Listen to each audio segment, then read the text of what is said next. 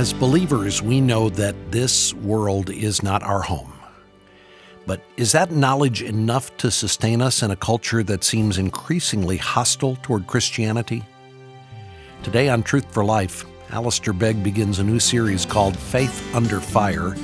We're in the book of Daniel, learning that no matter what we face, God is still on the throne. Here's Alistair.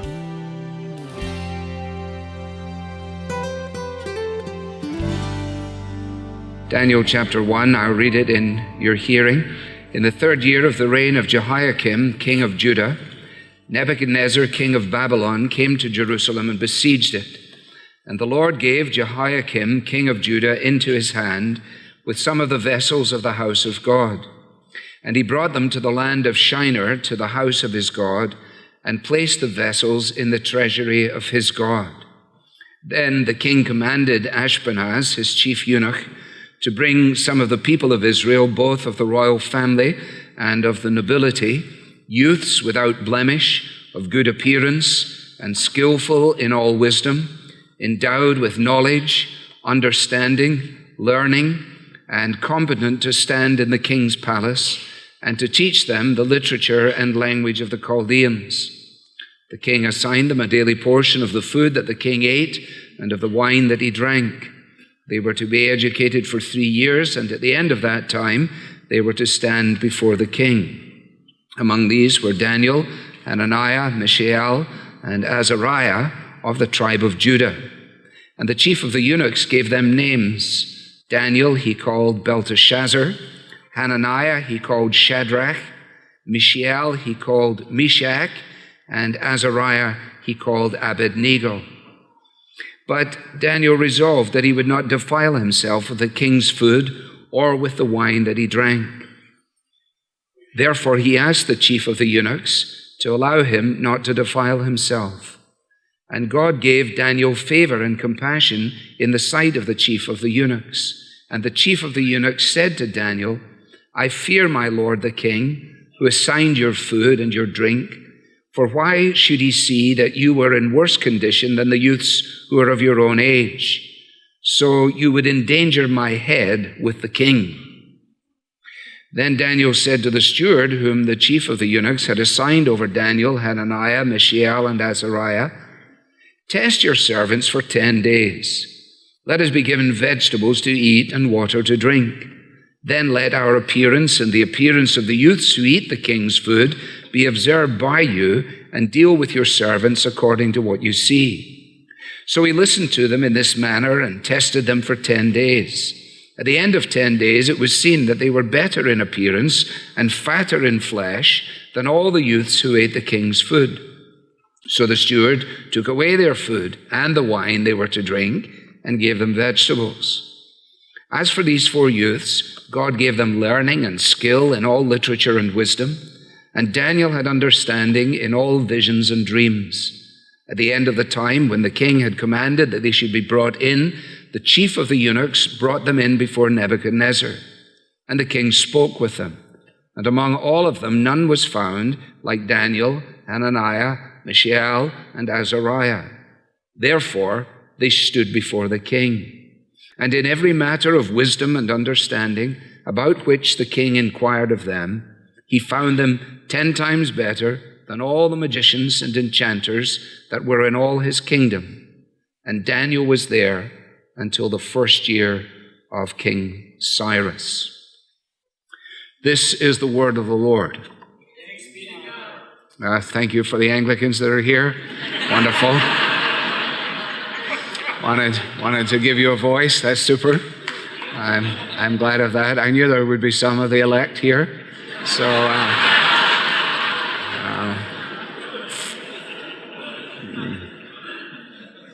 well, you can see that this is clearly more than history, but it is history, the way in which it begins in the 3rd year of the reign of King Jehoiakim, and it ends, as Daniel was there, until the 1st year of King Cyrus.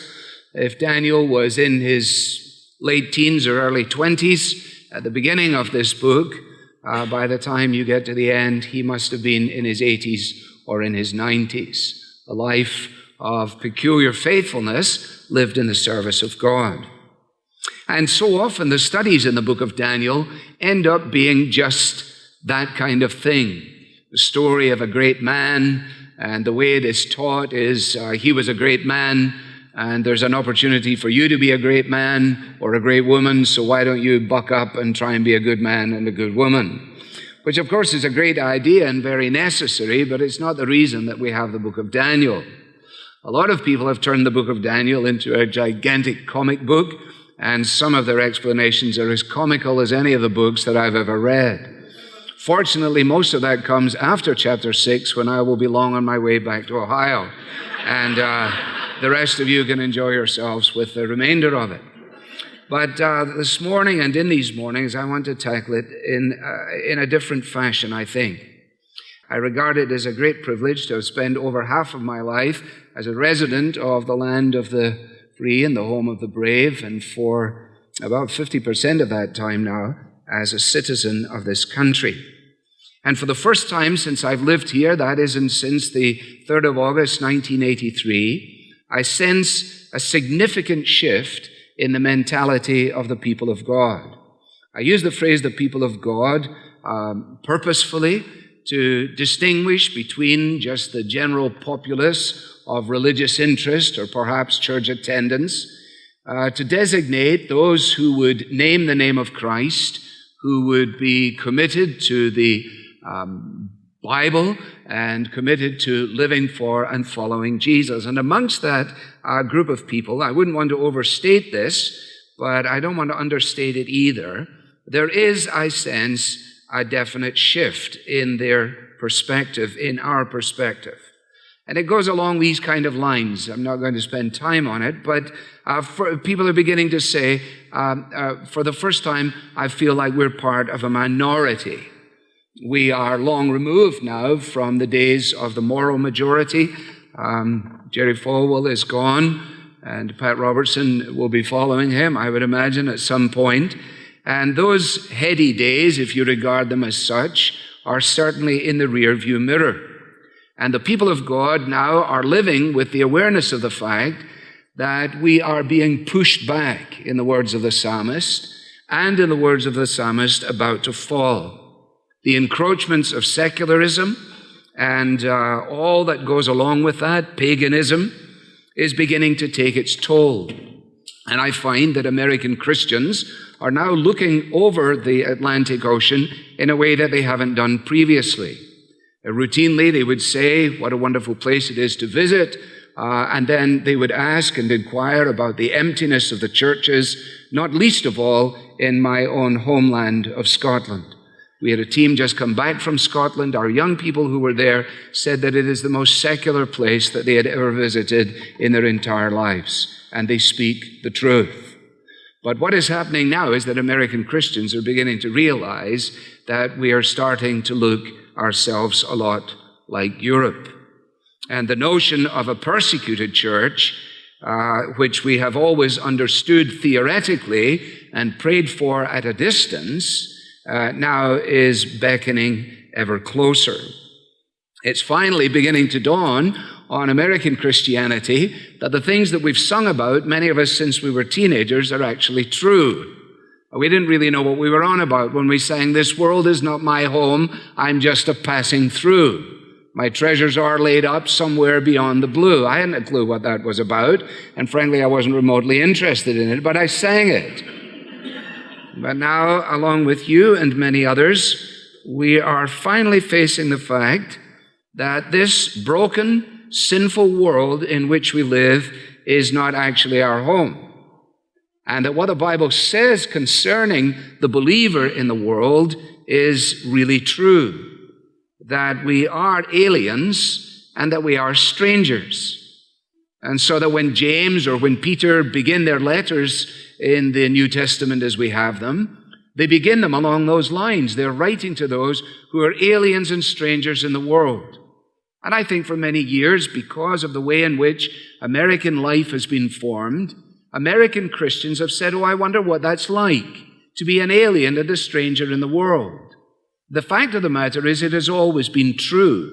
It has just been clouded. It has been obscured. And the obscuring elements of popularity and of size are beginning to be stripped away.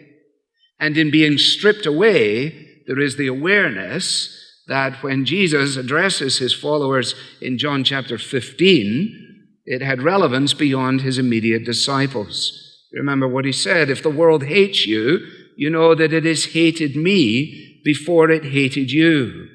If you were of the world would love you as its own. But because you are not of the world, but I chose you out of the world, therefore the world hates you.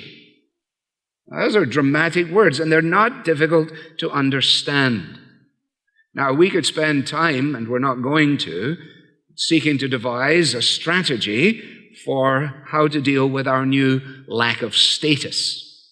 But what we're going to do is we're going to look at these chapters in Daniel in which we find comfort and challenge by considering just how incredibly relevant the message of Daniel is for the church in every generation.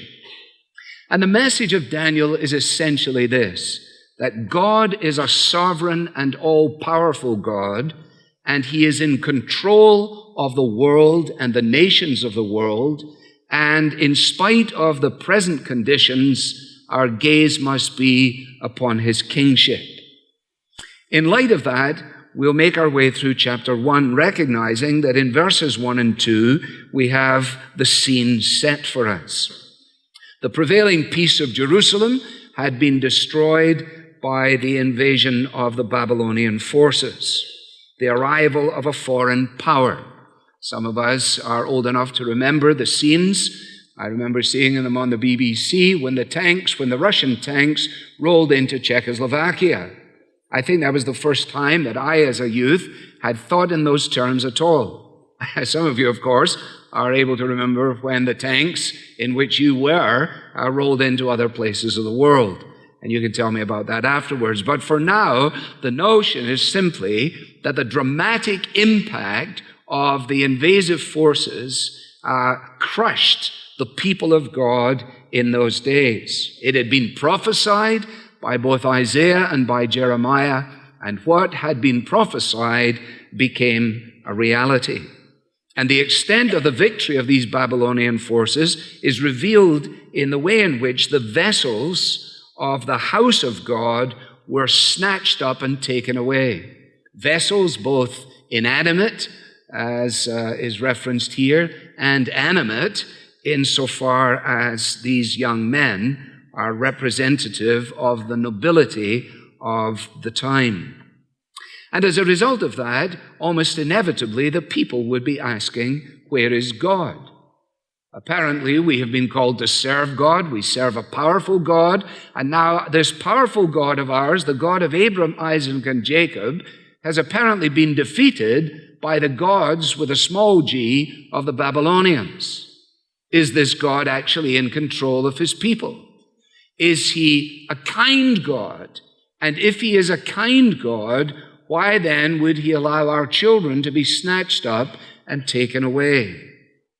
We didn't raise our children, they might have said to one another, to be repatriated, to be dislocated, to be taken away from us and under the rule of a foreign power. Now, we may never have had occasion to say that, but many of our brothers and sisters in the world today have. And without being alarmist in any sense at all, the generations that come behind us, and perhaps not too far removed from us, may have occasion in this land to say similar things.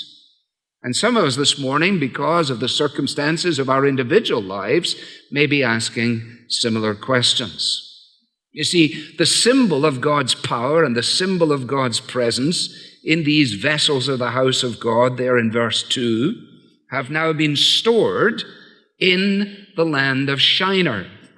That won't mean much to you unless you did your homework and you went back to Genesis chapter 11 that I told you about and the raising of the Tower of Babel. And when you did, you read these words, now the whole earth had one language and the same words. And as people migrated from the east, they found a plain in the land of Shinar and settled there. Now, where did they take the vessels of the house of God? to the land of Shinar. Where was the land of Shinar? The land of Shinar was where the people said, we do not need this God of Israel. We do not need him. We do not only not need him, we don't want him. We will build our own empire. We will build our own kingdom. And you have the great clash between the city of God and the city of man. In passing, there's something to note, something we must never forget. And that is that there is a spiritual conflict that runs through the heart of human history, a spiritual conflict. Indeed, ultimately, all conflict, whether it is between a man and his wife, a father and his child, a nation and another nation, or the wars within local churches, at the heart of that, ultimately, we may trace it to the very beginnings of the fall of man in Genesis.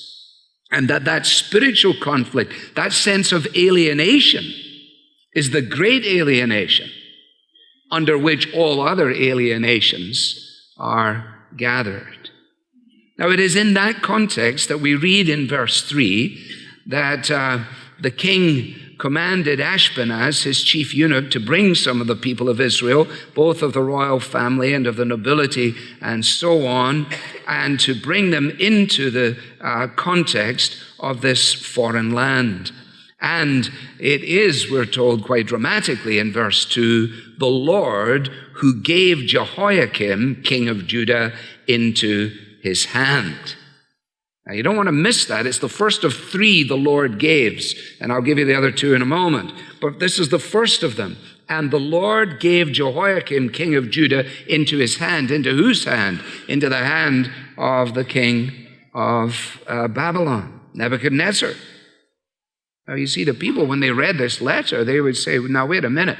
How did this happen? This happened because a more powerful force exercised a more effective military strategy, came against us and defeated us. Yes, on the human plane, that is absolutely right.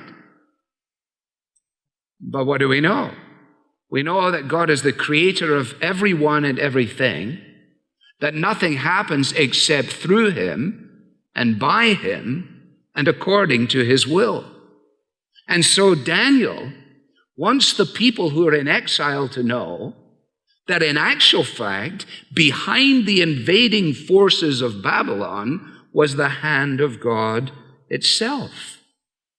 That he was in control, if you like, of the defeat of his own city and of the exile of his own people. It cannot be otherwise. He sets them up. He brings them down. Says Isaiah 40, what are the nations? They are as nothing to God. They are as the fine dust in the battle. When you used to buy 5 pounds of potatoes when I was a boy in Scotland, and you want to get your 4 or 5 pounds as a Scotsman, you're not going to, no potatoes will be left behind. No.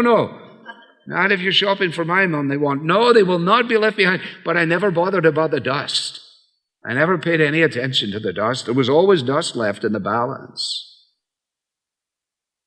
All the building of our proud empires, all the exaltation of ourselves, from a divine perspective, is actually scant. And they need to know this. And if we're wondering why it is that God would allow such a thing to happen, you find the answer in the Bible, but you find it later on in the book of Daniel, when Daniel himself prays, and this is in chapter 9, when of course you will all be reading on your own later on. And in chapter 9, he prays to God, and he says, to us, O Lord, belongs open shame, to our kings and our princes, to our fathers, because we've sinned against you. To the Lord our God belong mercy and forgiveness, for we have rebelled against him, and have not obeyed the voice of the Lord our God by walking in his laws, which he set before us by his servants, the prophets. All Israel has transgressed your law and turned aside, refusing to obey your voice. And the curse and the oath that are written in the law of Moses, the servant of God, have been poured out upon us because we have sinned against him. He has confirmed the word that he has spoken. God is working his purpose out, albeit in mysterious ways. Now, the family members who were still left back in Judah would inevitably have had occasion to wonder whether these youths, particularly the cream of the crop that had been taken from them, would actually be able to stand or whether they would fall. And when we read on, we discover that these individuals, championed particularly by Daniel, are faced by a real dilemma, and they are prepared to make a bold decision. They were no longer in the place of familiarity. They were no longer in the realm where the routine of their day gave them opportunity for religious expression. And it may well be, of course, that just the change of scene in itself will be enough to dampen their zeal and silence their tongues and shut down their praise and cause them to give up praying to this God. After all, where is he? If he was really this great and powerful God, surely they would still be back with their friends and their family, going to church as usual. And here they are. Look at this mess. Maybe the change of location will be enough for them. Let's be honest, the change of location is enough for some of us, isn't it? We get out of our usual little routine, our favorite little place, our favorite little gathering. We find out just how much we have a love for God, a love for his word, a love for his people. Oh no, we don't go. Why? We're on vacation. Oh really? God's on vacation as well, is he? There are no people of God in Devon. There are no people of God in Maine. There are no people of God in wherever it is. Oh no, we just like to go where we go. I understand that. Could a change of location silence your tongue, your praise? Could it do it for these fellows? No.